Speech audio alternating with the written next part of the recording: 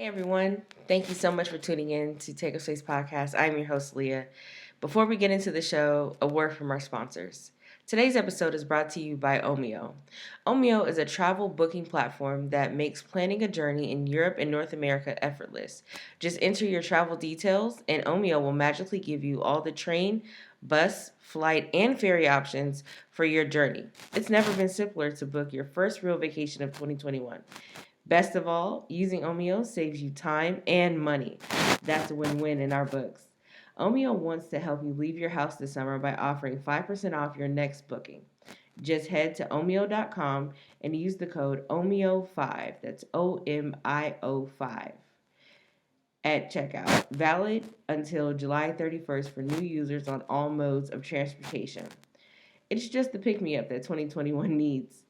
Omeo. Plan, book, and love the journey. Terms and conditions apply. Now let's jump into the show. What was your favorite ice cream when you were a kid? Oh my God. At first it was bubblegum ice cream, which I miss dearly. But then it was like the Moose Tracks one with the peanut butter cups in it. You like the fudge swirl peanut butter cups. Yeah. And then the peanut allergy happened. But yeah, it's probably cookies and cream, bubblegum ice cream, and Moose Tracks. Anything with peanut butter, basically. I don't think that I've had, like, I tried the Reese's from Breyers, but I remember getting that and I didn't like it. Like, I don't like ice cream that's supposed to be peanut butter flavored, but I like chocolate ice cream with like a peanut butter swirl through it, or like with peanut butter cups chopped up inside of it. But if you try to make an ice cream base that's peanut butter flavored, it gets lost because it's cold. So it can't come through strong enough. That's my opinion, at least. Now I've always liked the crunchy peanut butter. So if I have peanut butter jelly sandwich, I use the crunchy. I don't use the smooth. See, crunchy peanut butter used to remind me of like, okay, are there peanut shells in this? Or is, like, if you crack an egg or something and like eggshell gets in your eggs, it's like crunchy stuff is not supposed to be in a peanut butter and jelly sandwich for me. It's like, okay, this happened on accident. So you're not the kid, just so that we're clear, you're not the kid who used to put chips in their sandwich. No. The risk of stabbing myself in the gums was too high if I did that. I'll do it now. Like every once in a while, I'll like take some chips and crunch it up and put it on a bite that I'm about to take, but I can't have it all throughout. Really? Yeah. But I also always put like the red bag Doritos in my peanut butter and jelly sandwich. Which one? The nacho cheesier ones or the spicy nacho? No, the nacho cheese. Okay. Yeah, I couldn't do it. I could put Lay's, like plain Lay's. I could put those inside of a peanut butter and jelly sandwich. That would be really good because that kind of like jacks up the saltiness of the peanut. Yeah, I was like, that's really salty. I like salty stuff. Oh my goodness. Thank you all for tuning in to another episode of Take a Space podcast. I'm your host, Leah, joined by Jason. Welcome. He's back. Thanks for having me back. It's been a minute. Like, I feel like we need to schedule these more often so that we're not waiting so long to hear from you. It's been a while. I think I've gone through 2 grading periods without having met with you formally. How was school this year? Do you want the long answer or the short answer? I mean, or longish? We only have so much time in the show, so right. Okay, so longish answer. The semesters themselves were they were better than the last time we talked, which was like where we were in the midst of the pandemic and the semester, like we had just been thrown online. Fall semester was good. Spring semester, this past spring, didn't get classes, but I was mentoring and tutoring and stuff. And having a break off from teaching my own classes actually gave me the time and space to realize certain things about what I want from academia and what I can do without in academia. So we talked, I think, like 2 days ago about how at this point I understand that teaching either full-time or even probably teaching at all isn't the end goal for me at this point. Right. But at least in a formal capacity at like a college or something. So the semesters have been good. Met a lot of good students and had those kinds of realizations, those epiphanies for myself, which is only mildly terrifying, not as terrifying as I thought it would be, but Do you think that you guys will ever go back to the classrooms, or yeah, they're is going it back in just the fall.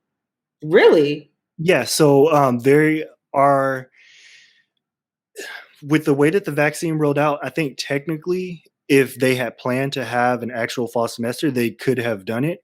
But back when they have to plan each semester a year in advance. Oh, And okay. so back last spring, they were already setting up the schedule for fall 2021. So they were going under the assumption that, okay, things are just going to keep getting worse like they were. 500,000 people dead from the virus and just the virus just escalating. They didn't necessarily see the vaccine going as well as it has been going and the numbers going down as much as they have. So they've been adding more in-person classes, but they are at a reduced capacity, whereas only like, I think like 15 students for the class that I normally teach, the writing class. There's only 15 students that are going to be allowed in the classroom at a time.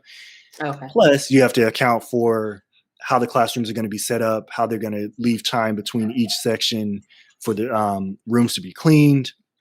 So all these different things that they hadn't necessarily put into place before the vaccine went out, but now they're planning for like spring to have maybe three or half the classes online for next spring and half on campus, but then by like fall 2022 to actually transition back to mostly in person.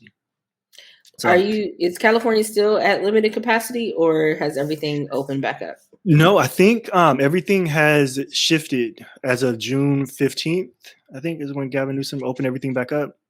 Okay. So everything is mostly open. I think there's still a lot of outdoor dining just because people are more comfortable with that. Which And I don't they think people put up a realize lot of tents and stuff, and so they took over entire sidewalks. I went downtown last week and just went by a bunch of different streets that I normally walk on, and I had to walk into the street or into the bike lane because what they've done is they've taken over the sidewalk with like restaurant seating, and then they've put up cones to divert the sidewalk into the bike lane, and so like curves around that. Yeah, and so I'm thinking like, okay, one, people in Sacramento already can't drive, and now you having the bicyclists drive into the street. Oh my gosh. You know that's a thing, right? People in Sacramento can't drive. Yes, we know that. Yes, we know that. I can see how your relationship with your brother Jordan, because you guys have lived together like your whole lives, and Before birth. yeah, We're twins. For people who don't know, we are twins.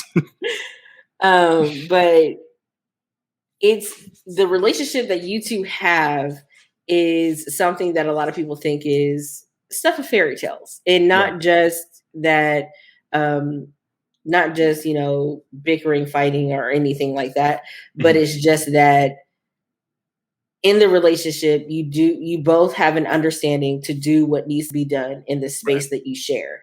And it's not well, I'll wash the dishes if you sweep the floor.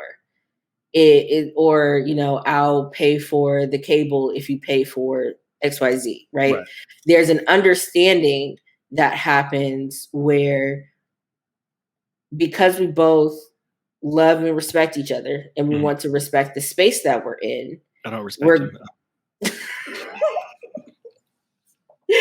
We're going to do what needs to be done to make sure this space is livable for both of us. That's actually, it's how we were raised, honestly. Like that's even with my older brother, even though I haven't lived with him in years, when we're like visiting and stuff, we all kind of have an understanding of each other's shortcomings, things that we like or don't like to do. And so we easily pick up the slack for each other. And so, like you said, it's for the greater good. Like we can recognize that something needs to be done and just do it. Yeah. And it's things like that. And before KK moved in, I had this very jaded, and it's literally just because I've been on my own for so long. Right. But I had this jaded view of what relationships could be or are supposed to be. And it was like, well, if I do all of these things, like I take out my own trash, I pay my own bills, I clean, I cook, I do all these things to take care of myself.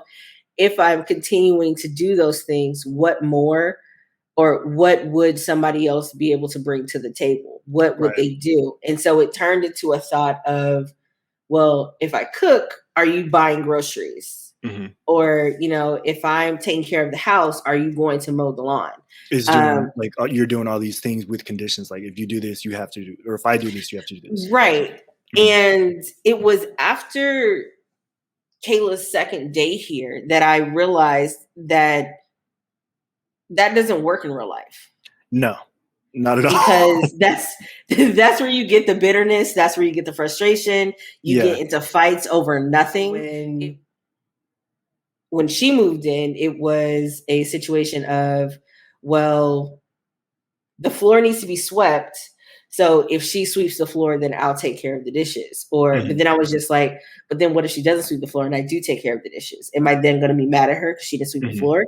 Was there a social contract that we agreed to before coming in? Like what? Like contract? Yeah, like it was just like, and then I realized I was putting a lot of stress, unnecessary. Now, mind you, this is all internal monologue. Right? This is you, yeah. This is nothing to do with her. No, absolutely nothing. She has no idea anything is going on. She's she didn't know about this until like after the fact. But it was just that I went on ahead and cooked, and I was about to wash the dishes, but then I went upstairs to do something, and she washed the dishes. She didn't make a grandstand about it. Right. She didn't like have to wave any flags or like say any, well, I expect you to take care of this, that, and third.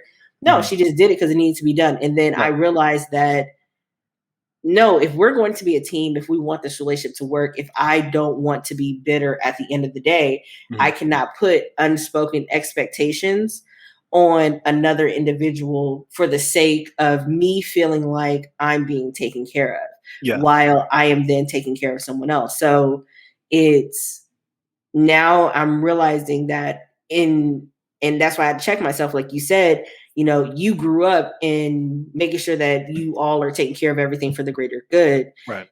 I did as well, but somehow being on my own, being on social media, got into my head of just like, no, there should be some type of transaction that occurs. The way that everything is set up now, it's like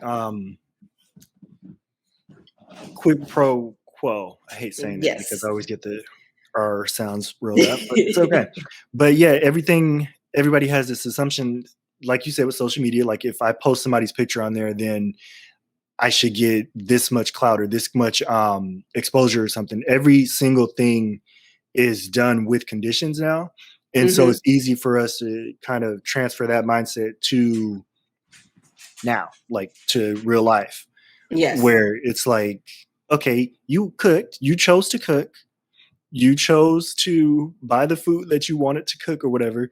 And so, like you were saying, just sort of you assuming that she should know automatically she needs to do the dishes because you cooked, right? You know what I mean? Okay. I think that by us always having, and this is where we get like this whole idea of, how do I want to say this?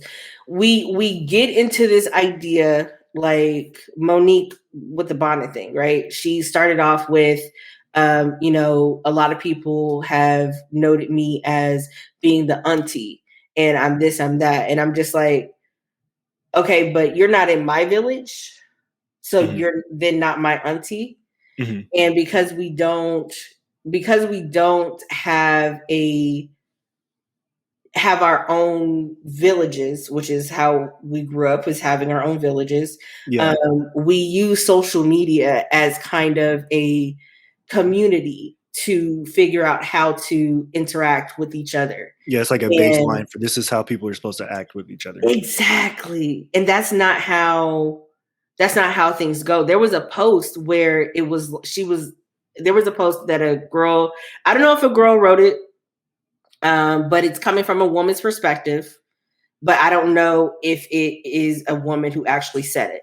The post said something like, if he if he buys the plane tickets, I'm paying for the hotel. If he's paying for dinner, I'm adding the tip.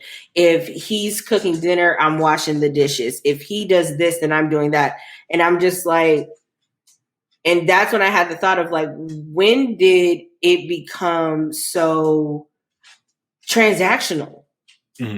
When did our relationships with other people, like, and I understand in a business setting, there's an agreement there. I'm going to give you money and you're going to give me this. Yeah, you're going to perform the work. Yeah. In personal relationships, whether it's family, romantic, or otherwise, with your friends or whatever, having a transactional relationship is detrimental to the relationship itself. Yeah, and because the way that I see it, it always comes back to one side is going to give more than the other side is going to give. And so there's going to be the person who's giving more is going to, at some point, no matter what, they're going to hit a wall where that fairness thing kicks in and they're going to start feeling like they're being taken advantage of.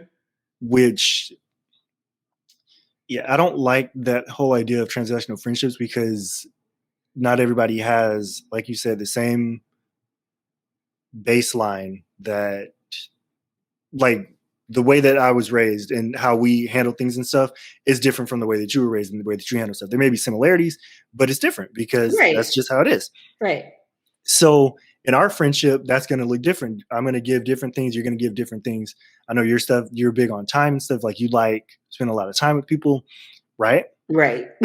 And she said, right.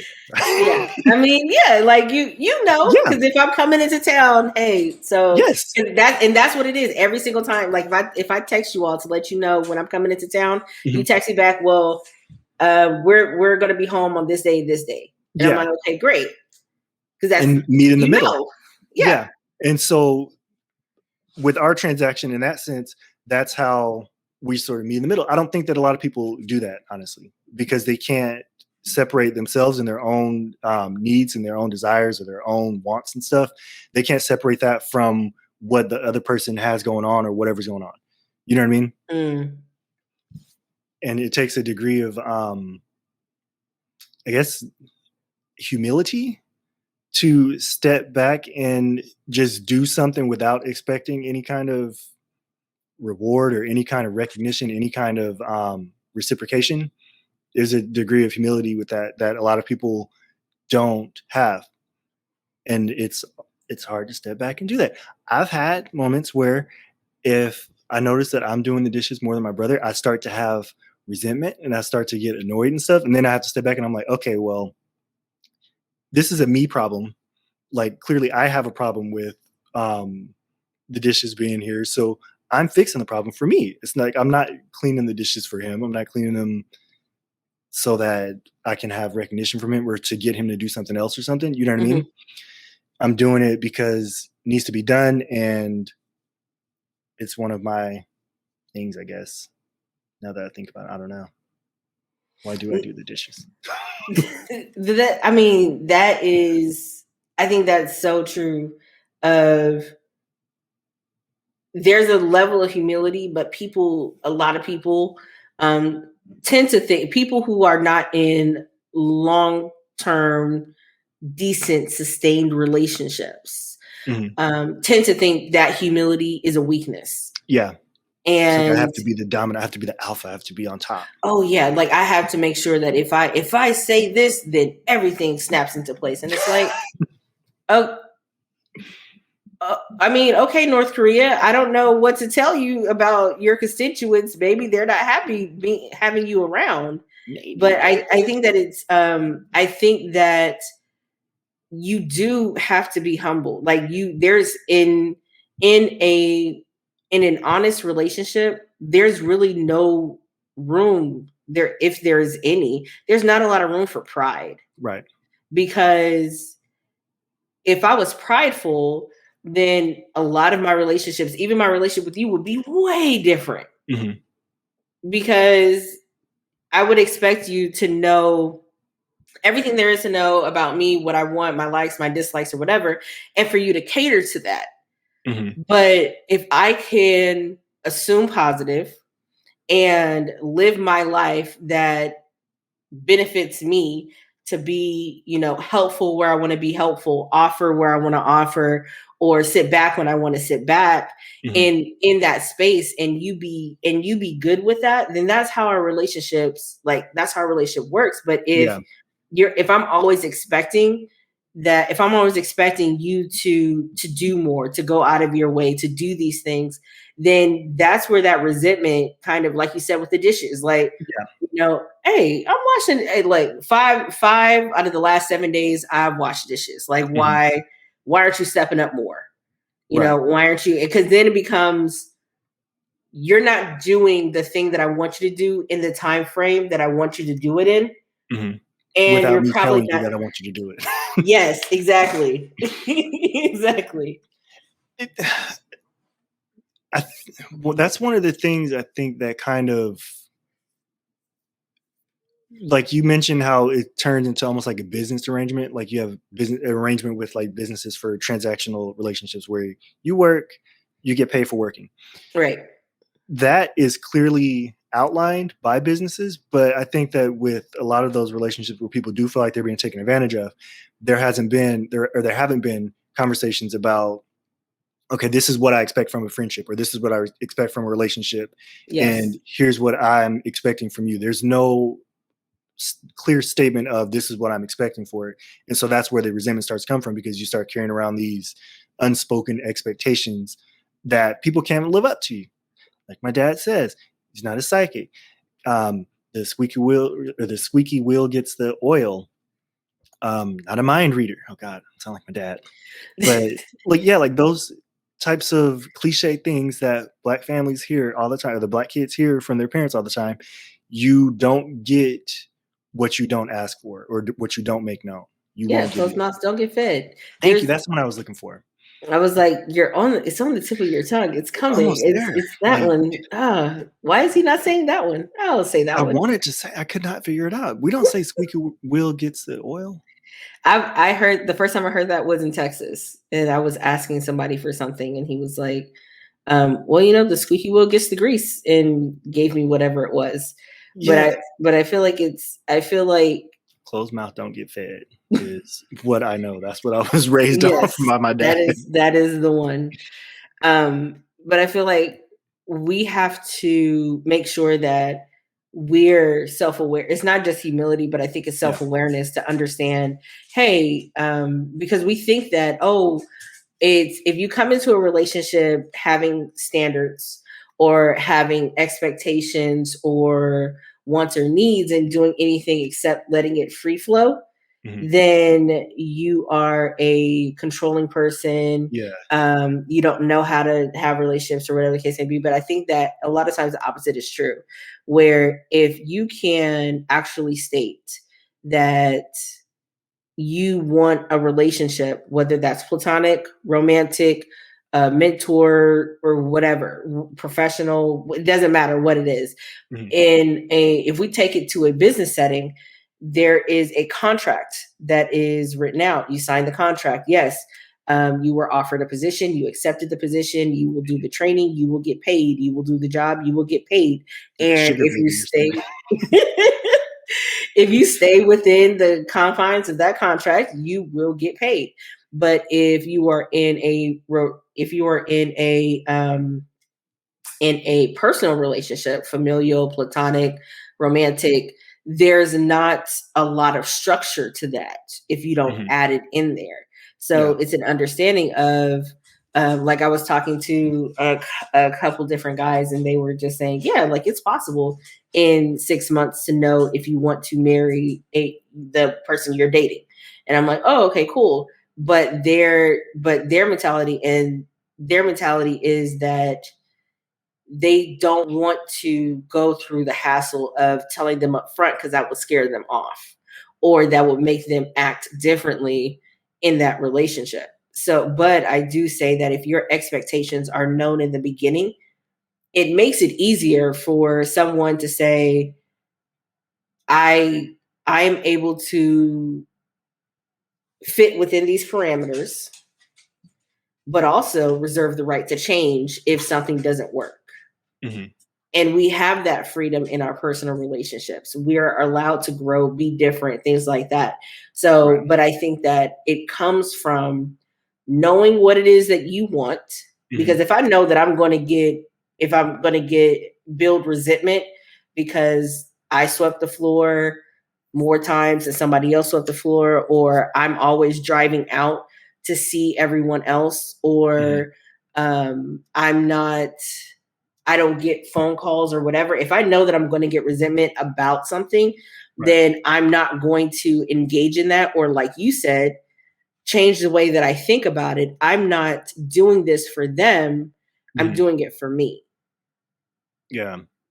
The one thing that I can appreciate about our friendship is, from early on that I'm not really a big social person. I wasn't a big social person. And so like calling on the phone and stuff and texting continuously and FaceTime and stuff, that's stuff that I didn't do a lot, right?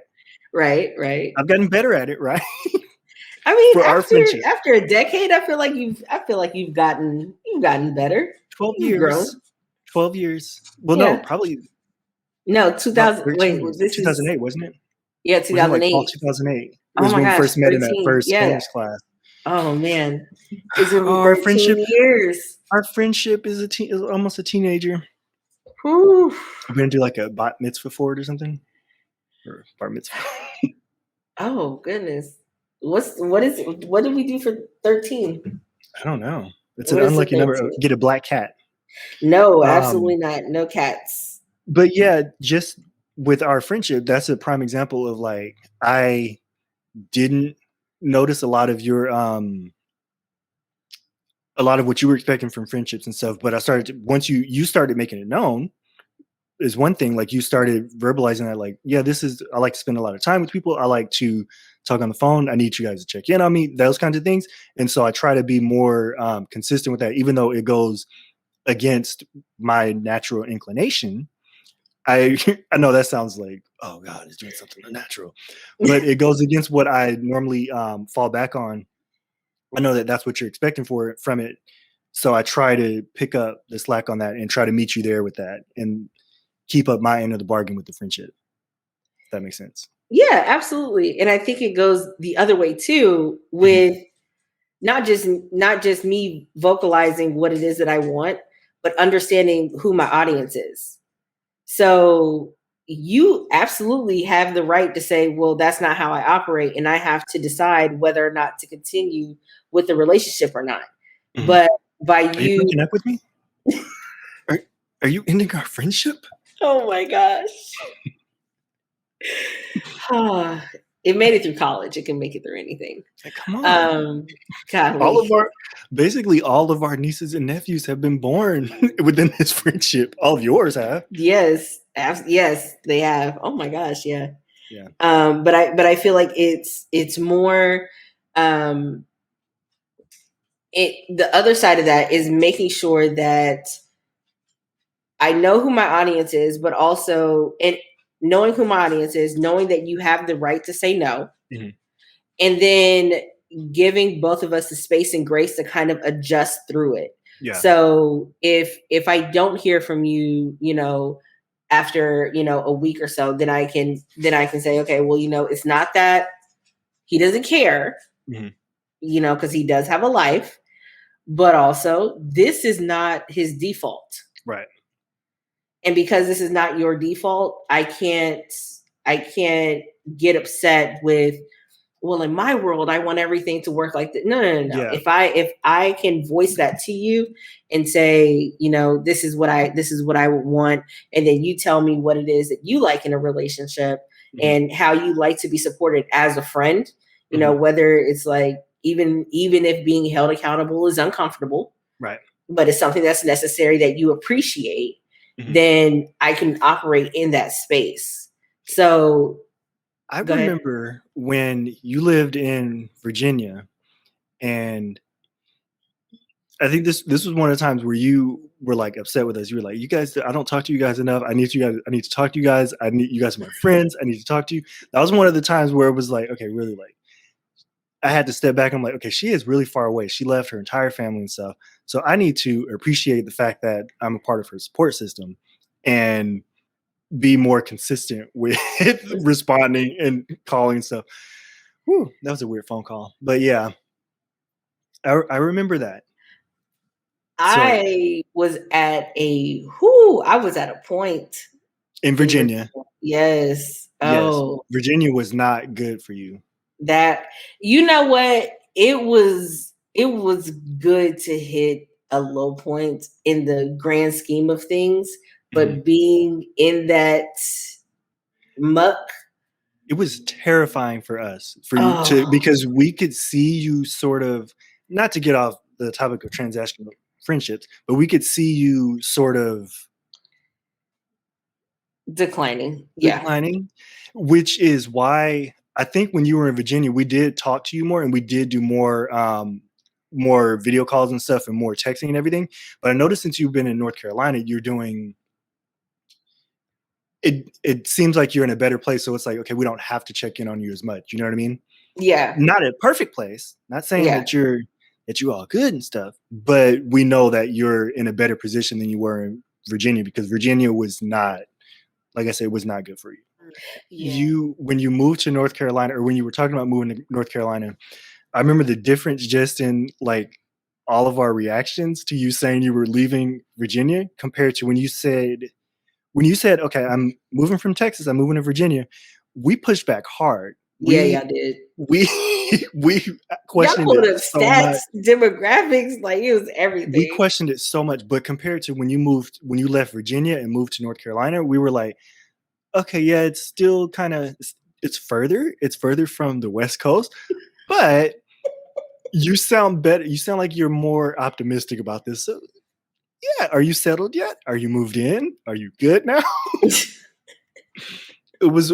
I can say that I supported the North Carolina move more than Virginia by far. But Yeah. yeah, It was it I don't like I just feel like Virginia was hard. It was I'm not at the point of saying it was necessary, mhm. but it was I Extremely remember uncomfortable. yes, it was. Like I can see why you wouldn't want to say like, oh, that was completely pointless. I shouldn't have gone there, because it seems like you wouldn't have been in the position that you are now with, I guess, appreciating where you are now and sort of recognizing how bad it could be. Like if it, I No, like not it even living in that. Virginia Like not even and that. just Like it's just it not was being in just Virginia. yeah, it was just like being there, being in Virginia. And it didn't I mean I wasn't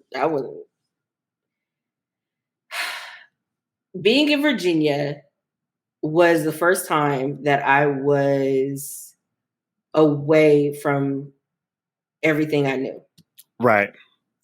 Which was And one of my big concerns with you leaving Texas in the first place, because it was that you had no close support system. You had no yeah, in-person support system that like you had in Texas.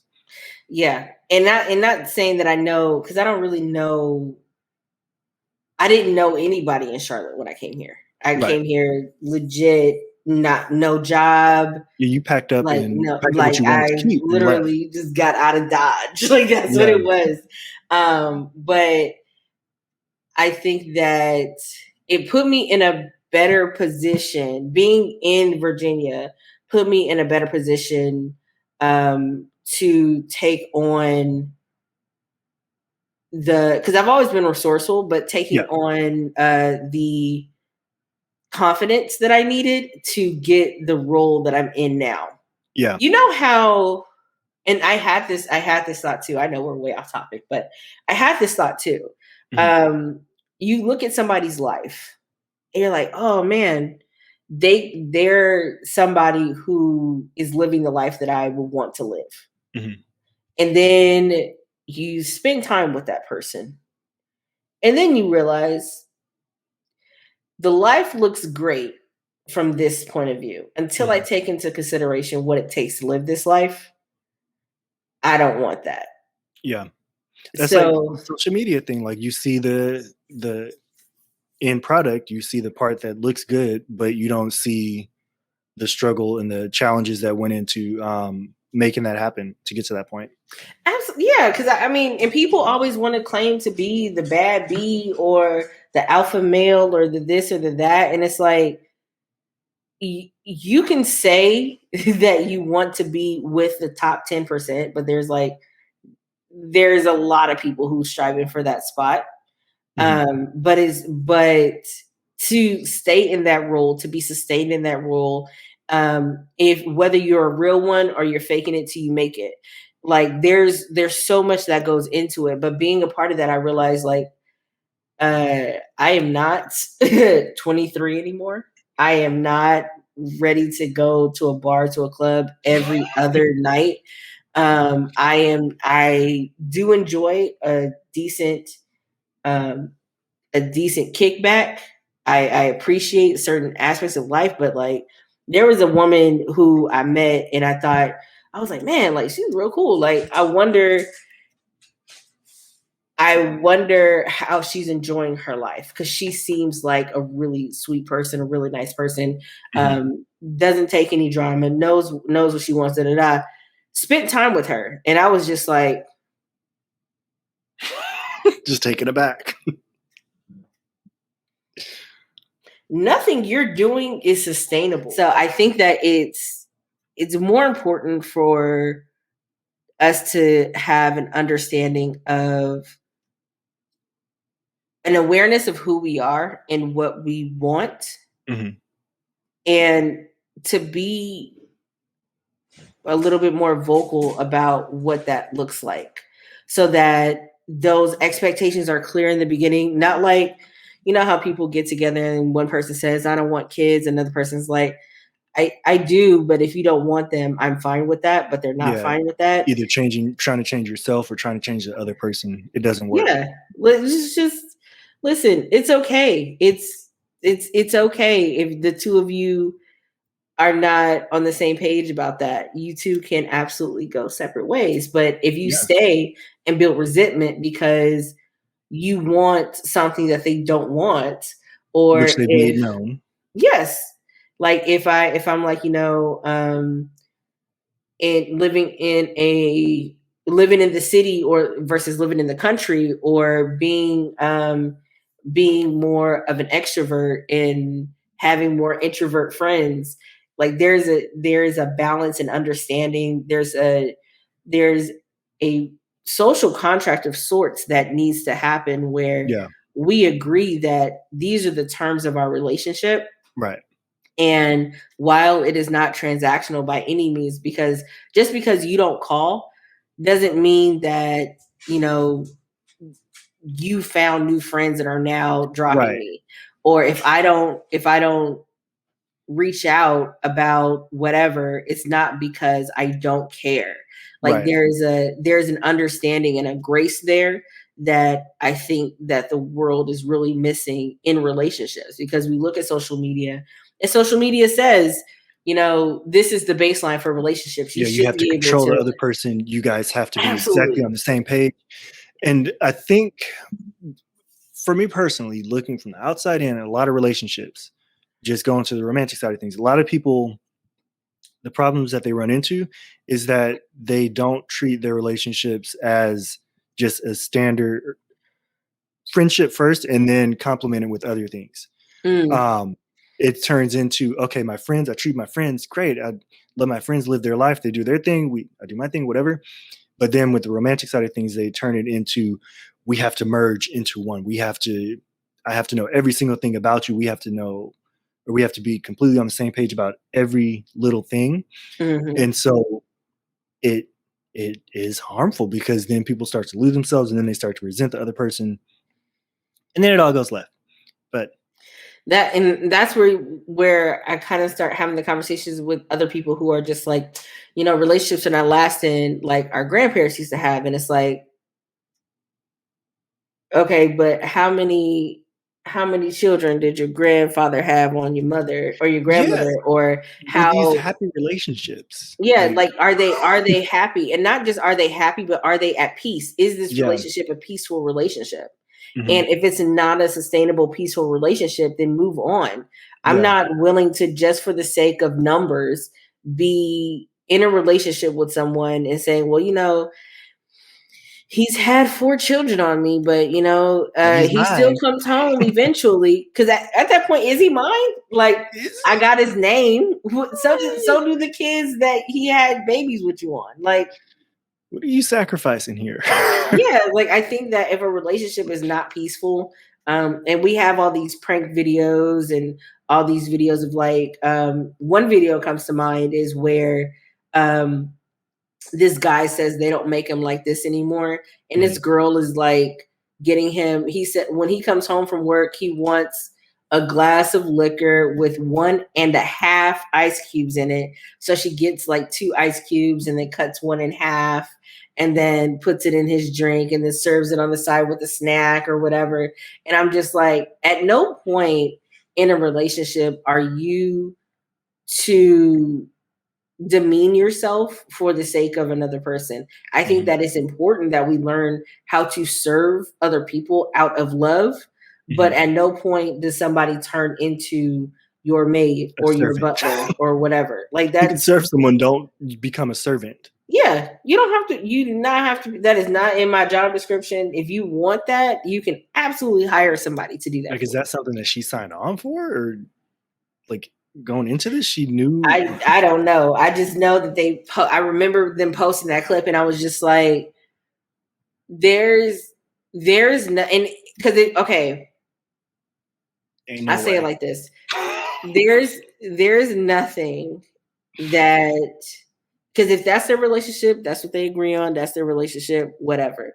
But if I'm doing something for my friends, for my Mhm. family, for people who I have chosen to develop personal relationships with.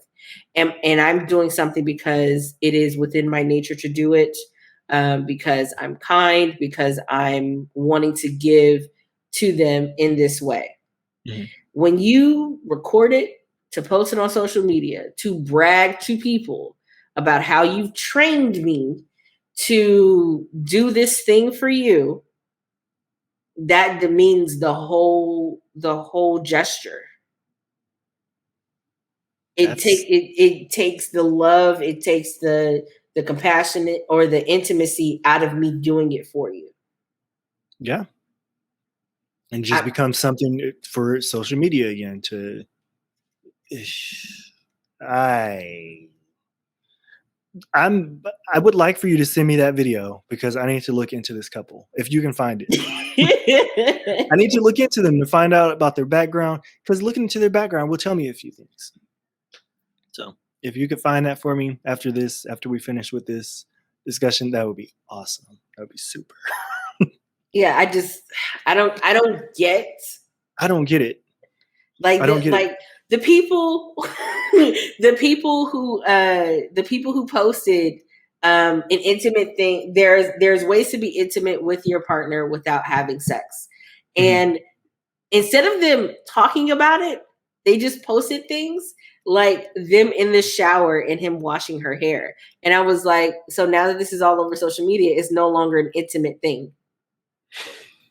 Just think about what you're doing before you do it. Well, the talk about it is not intimate, but the act is intimate. Maybe that's their way of thinking. The act in itself is intimate. Maybe their display of the act is part of their intimacy. Maybe they're exhibitionists. On camera in Ex- social media. exhibitionism. Okay. Ex- Isn't exhibitionist. that outside? Is that not outside in public? Well, you still having people look at you. That's the whole thing. Like, you having Okay. people view you with doing stuff. They're If I appealing do to the voyeur. something to all of my people who are in my village, who are a part of any personal relation with me, if I do something for you, don't post it on social media. You Just like, you walk up with a pie or something like, I baked this pie for my nana. I'm going to go hand it to her now.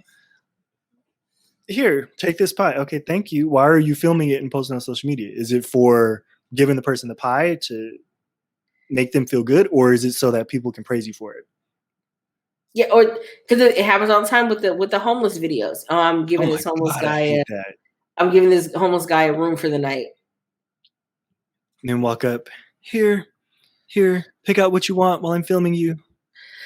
It's so demeaning. It takes everything, anything positive that you're doing, because your video is monetized. Right. You're making money off of this regardless. So you giving somebody clothes or food or a room for the night, you're not doing any, like, move on. And that kind of goes to the transactional nature of interactions with the public in general now. It's like, okay, I'm going to give this homeless person something, but I'm going to film him for clout. And I'm Right. going to get all this exposure, so people are going to praise me. I'm going to go viral. Not going to get on Ellen because Ellen got canceled, so I don't know where they're going to go now.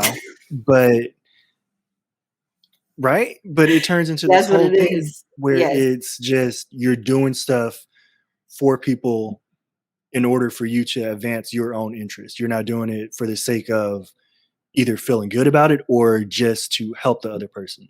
And that goes with interactions with your family, your friends, with students, coworkers, everybody.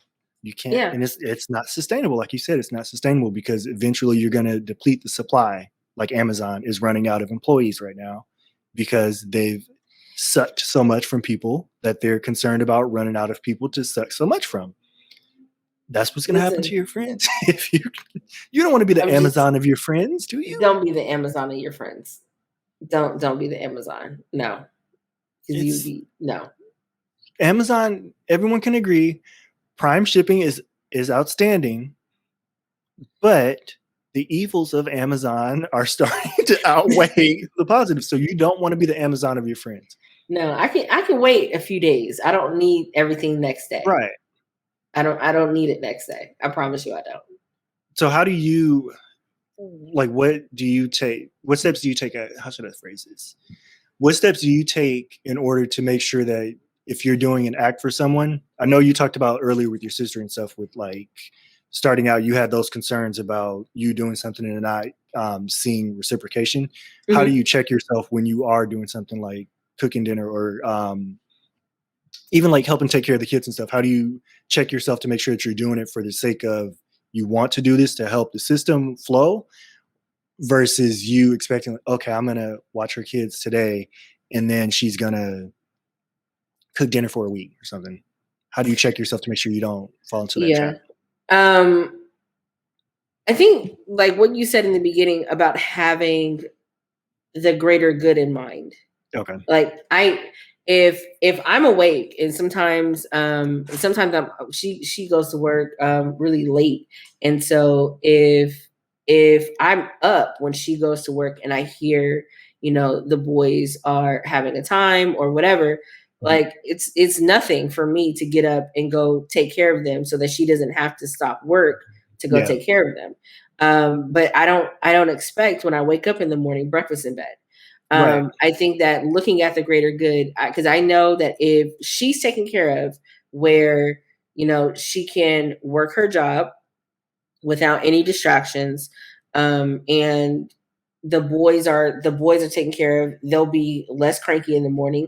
She'll be able to keep them on schedule. There'll be less hands-on that I need to do during the day because they'll still be on schedule. They'll wake up for breakfast after they go back to sleep. They'll wake up for breakfast. They'll get ready to, do lunch and everything, take a nap and all that kind of stuff. It's not taking away from anything that I'm doing. Right. And now if there is a conflict in scheduling or something like that, we talk about it. But in my relationships overall, I make sure that I ask myself, am I doing this to get something in return? And if I am doing this to get something in return, then let me just ask for that thing directly. Yeah. Let me just say, because if I say I'm visiting you so you'll visit me, or I'm calling you so you'll call me, or I am calling you so you'll support me in one way or another by listening to the show, by, sharing my page, whatever the case may be. I'll just ask you to do that thing. Right. Because if I go through extra effort, I can spend 3 hours going through extra effort that means nothing to the other person and then still expect them to show up the way I want them to show up, then I'm going to have resentment, and all that is sitting on me. Yeah. So I try to make sure that I figure out, am I doing this because I want them to do something, or am I doing this because I really want them to experience me in this light, or whatever the case. So I figure that out. And then when I figure that out, it helps me to take the right steps in being more transparent, easier in communication. Because the transparency, it rips off like a Band-Aid and hurts sometimes. But I appreciate it so much more than the passive aggressive tiptoe around everything. Yeah. Like Yeah. I appreciate the direct conversation more, the transparency more. Then let's lay it on the table and talk about it.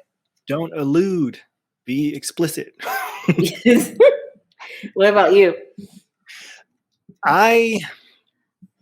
Well, for one thing, I'm fairly uncomfortable with reciprocation in general. So just like I don't like to, if I do something for somebody, then normally it is because I know that either I can do without it, or I know that it will help them for the greater good. The main times that I have to kind of check myself is like I was talking about with like things around the house, like where if I feel like I'm doing more of something, then I have to step back and think about this dude is raising a dog that realistically I could probably help more with the dog if we're being honest. So I have to check myself in that sense, like, okay, he's doing all this other stuff. He's still working full time. He's doing a crap ton of other stuff that he is just consumed with. So I can step back and think like, okay, if I'm doing the dishes more than he is, it's okay. I may not like it. I may kind of bicker with myself about it, but it's not something that I bring up consistently. If it happens consistently, like if it happens multiple weeks in a row or days in a row or something, then I'll start to be like more like, hey, can you clean the kitchen this time? That kind of thing. So depending on who the person is, with my brothers, I'm more direct about stuff. Like if I'm expecting something from them, but with quote unquote outsiders, then it's more so like I'll do without something. I'll give something up if I know that I'll be good without it. And so that's where I've always come from in that sense, where it's just, if I'm going to do something for somebody, then I make sure that realistically I either will, or that I be okay once it's done, or I will be okay eventually after it's done. But plus I like taking care of people, which is something that I've never admitted before. I like people to be comfortable. So wow, this is a deep space. Thank you for helping me make that, have that breakthrough, as they call it. I'm glad that you are coming into a space of deeper self-awareness, and that you're understanding yourself a little bit more. Hopefully that will help you to verbalize a little bit easier. Verbalize. No, it should actually. I mean, I hope so, because that's in. I mean, I've gotten better at it actually. Which is, I've gotten better at it actually, with talking about when I need stuff from people, and most of it is just kind of like explaining to people like, okay, you tell me when to step back, because I'll try to be all over something to try to have my hands in it and try to help out as much as I can, which in the end, it does kind of deplete me because of like health stuff that we talked about before. Yeah. So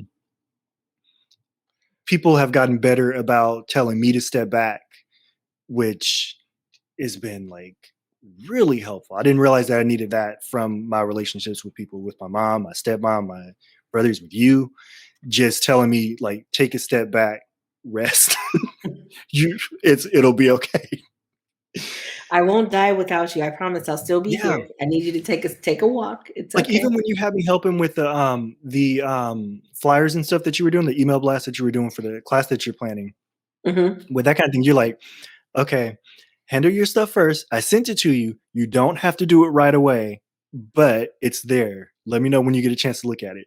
Whereas in my mind, if I had just gotten the email, then I'm like, oh crap, she needs this as soon as possible. It's due tomorrow. I have to be on top of it. For me, the due date is always tomorrow because I always wait until the last minute to do stuff. So I Yeah. always assume that when somebody sends me something, I have to do it right away. A student just sent me, a student from 2 years ago, actually, he emailed me yesterday asking me to look over an application for a program that he's starting, like a doctorate program. Oh. Yeah, so he's trying to become a chiropractor apparently. And he's like, hey, I know this is kind of weird. I haven't had you as a professor in a few years, but if you're able to just look over this, I'm willing to pay.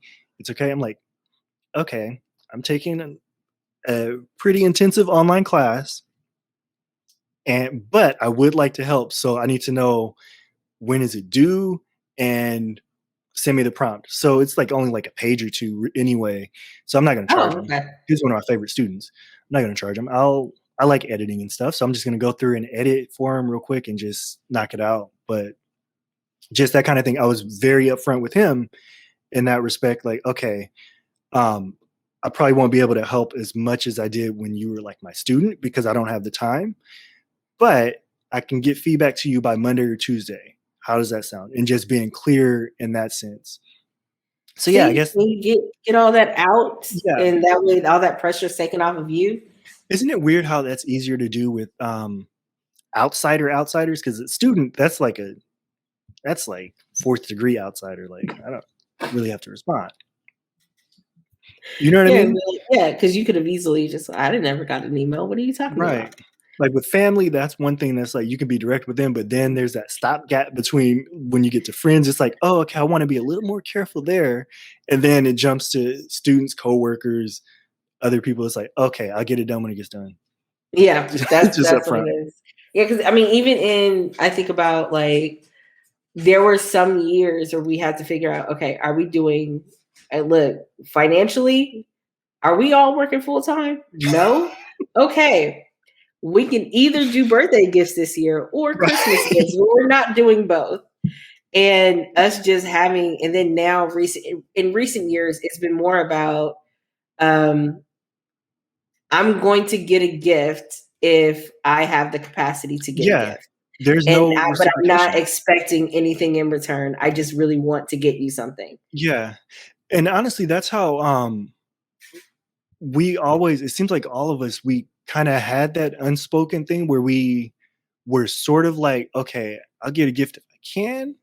Now it's more clear, but it seems like it was more insinuated before when I was Yeah, growing like up. That's around how, year 5, we were just like, okay, we're not all working full time, y'all. like, Like, if you get a gift, that means I was in the position for it to get it for you. yeah, But if you don't, I still love you. yes. That's how it was honestly with like some of my when I was growing up, some of my aunts,